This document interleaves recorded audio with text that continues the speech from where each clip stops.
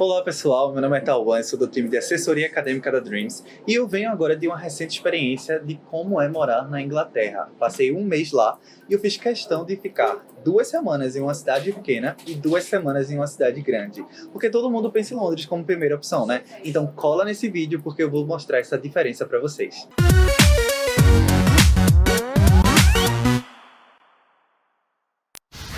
Mas antes da gente começar, já dá um joinha aqui nesse vídeo, compartilha para um amigo seu que está nesse planejamento ou que quer fazer um planejamento para a Inglaterra.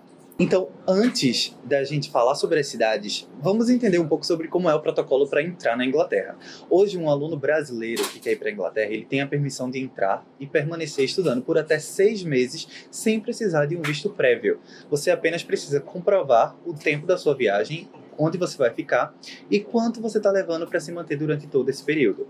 Esse processo é bem simples e ao passar na imigração, mostrar todos os documentos, eles carimbam o seu passaporte com a sua permanência. Lembrando que se você for fazer um curso mais de 6 meses, você precisa tirar um visto já daqui do Brasil antes de viajar. Depois de ter passado pela imigração, foi bem simples todo o processo. Eu peguei minha mala, fui direto para o guichê, onde eu podia comprar o ticket para pegar o trem que ia para o centro de Londres. Na minha primeira cidade que eu fui, foi em Canterbury.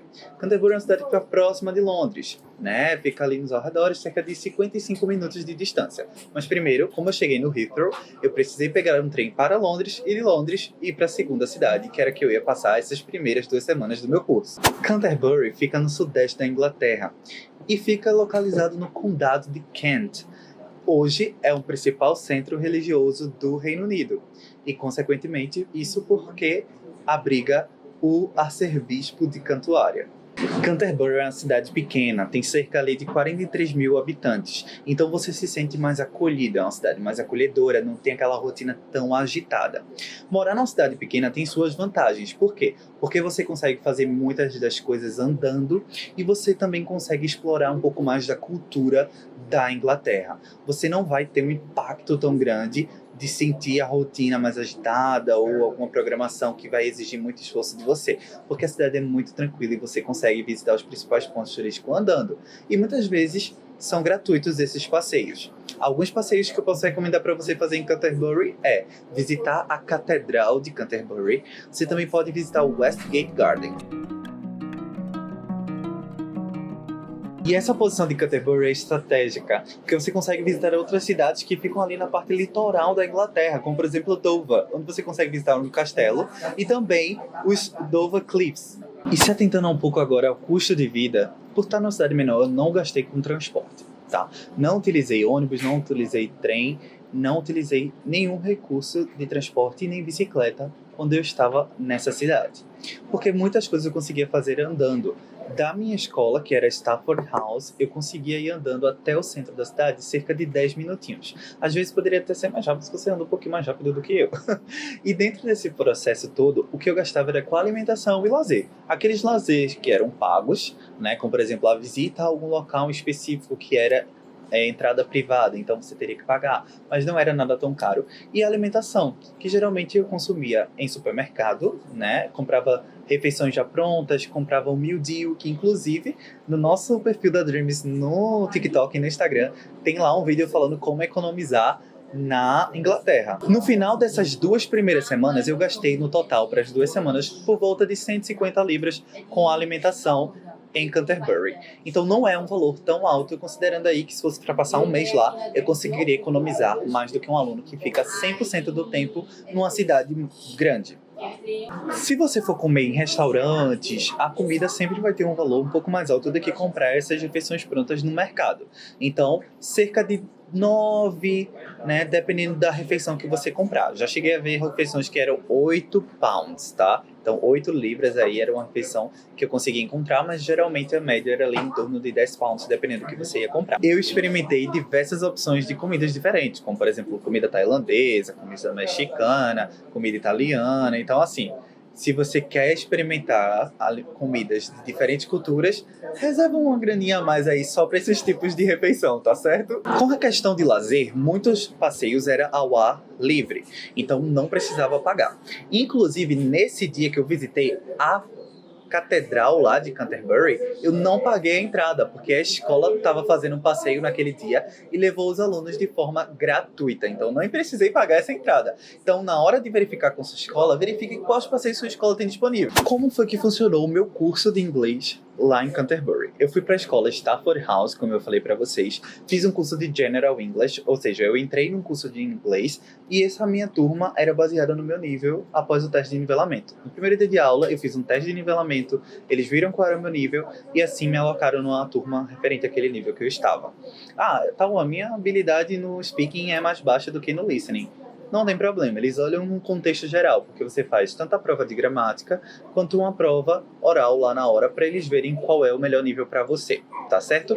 A escola ela é sensacional, ela tem várias turmas de diversos níveis e você fica com a turma ali com mais ou menos 8 a 15 alunos, né? De 10 a 15 alunos, vamos dizer assim, por sala. E aí, dentro da escola você tem tanto o Student Service, que é a equipe que ajuda o aluno com qualquer necessidade que ele precisa, tem o pessoal da equipe acadêmica, caso você ache que o seu nível está um pouco mais alto, eles poderem avaliar e realocar, ou se está muito difícil para você, eles também ajustarem isso. Na escola tem uma cozinha, tudo isso eu vou botar fotos aqui para vocês. Dentro da própria escola você tem uma cozinha onde você pode esquentar sua refeição, caso você vai passar o dia na escola, né, ou fazendo alguma programação, você tem essas comodidades lá, e tem diversos passeios e atividades que ficam no mural disponível para o aluno fazer. Então, não se esquece de dar o nome na escola que você estiver estudando, hein? E eu fiquei hospedado numa residência estudantil. Lá em Canterbury, por ser uma cidade menor, a residência estudantil era do lado da escola. Era a melhor coisa do mundo. Eu só descia o elevador, arrodeava assim pela frente da acomodação e já chegava na escola. Saindo de Canterbury, depois dessas 2 semanas de experiência, fui para Londres. Agora eu quero ver como é o dia a dia dos alunos que vão para uma cidade grande aqui na Inglaterra. E aí, a primeira coisa que eu deparei é que quando eu desci da estação, tava uma movimentação gigantesca na rua. Tinha assim, eu acho que o triplo de pessoas que eu tava encontrando em Canterbury na semana anterior, né? No dia anterior, por exemplo. Então você vai ver uma cidade muito mais agitada e com muito mais programações para fazer. Então eu não quero ficar numa cidade muito parada. Então, Londres, por exemplo, é uma cidade ideal para você curtir porque é agitação o tempo todo. Em Londres eu também estudei. Quando eu estava em Londres, eu estudei na escola LSE. Certo? A LSE é uma escola de rede que tem em vários países e lá na Inglaterra ela também é uma das escolas de referência. Fiz o curso de General English mais uma vez, passei por um teste de nivelamento, eles viram meu nível e, por sinal, fiquei no mesmo nível da escola anterior, porque tudo é muito equilibrado entre as escolas. A diferença é a metodologia como que cada uma trabalha. A partir disso, fazendo o curso lá, consegui fazer amigos de diferentes nacionalidades. A quantidade de alunos na sala era por volta de 14 a 15 alunos, era muito pouca assim as turmas que tinham menos alunos, a não ser que você faça uma aula particular ou alguma aula eletiva no período da tarde, que é uma possibilidade que você pode fazer. Acredito que vocês já devem ter ouvido falar aqui nos próprios vídeos da Dreams sobre os cursos de General English e os cursos que têm eletivas também para você dar o up ali numa habilidade do seu inglês, né? A acomodação em Londres, eu fiquei num apartamento compartilhado. O apartamento ele tinha vários andares e no meu andar ficavam 2 apartamentos. E aí desses 2 apartamentos, cada um tinha 2 quartos. Então no meu apartamento tinha o meu quarto e o quarto de um outro aluno do lado. Nesse caso, os quartos poderiam ser individuais ou quartos duplos. Isso vai depender do tipo de opção de quarto que você escolheu na hora de contratar o seu pacote. E é interessante você checar o que você pode fazer em Londres aqui. Mas vai alguns nomes aí de locais que você precisa conhecer já nos primeiros dias. Big Ben, London Eye, Museu Britânico, National Gallery, com artes incríveis que você fica impressionado do quão gigantes são esses locais e incríveis para você conhecer. Aqui no nosso canal do YouTube tem um tutorial falando sobre como funciona o transporte público em Londres. Dá uma checada e observa que isso pode ser um valor interessante para você economizar na sua viagem. E eu vou dar uma dica para você agora que vai facilitar bastante a sua vida também.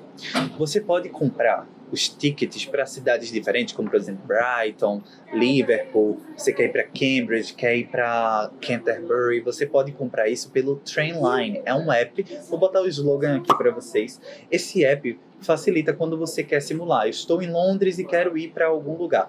Você bota esses endereços lá no aplicativo e ele já diz qual é o valor que dá aquele ticket. E se você pode ir de trem ou de ônibus. Ele diz o tempo, diz o valor do ticket, você pode pagar pelo próprio aplicativo e quando chegar na estação você só vai lá no código, na maquininha, né?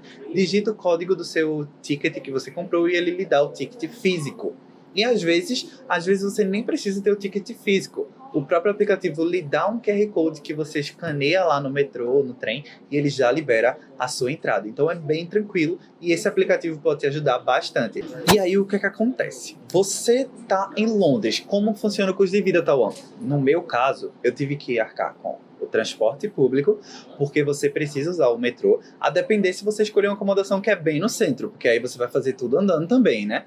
Mas, se você quer ir para alguns locais como Camden Town, se você quer ir para o Holland Park, ou Hyde Park, você precisa utilizar do transporte público. Então, acaba tendo que usar, de toda forma, o metrô. O passe mensal, para quem passa um mês em Londres, ficaria ali por volta de 147 libras. Já para quem vai comprar o semanal, ele é por volta de 30, 35 libras, dependendo da data que você está viajando, tá certo? Com isso, né, o custo de vida da cidade ficaria ali por volta para essas 2 semanas em torno de 250, quase 300 libras, o que já é bem maior comparado ao de Canterbury, que era uma cidade menor. E se você se interessou por Canterbury e quer saber um pouco mais, manda mensagem pra gente aqui no direct, no chatzinho aqui embaixo, ou entre em contato com a gente que eu faço questão de explicar tudo sobre a cidade, tá certo?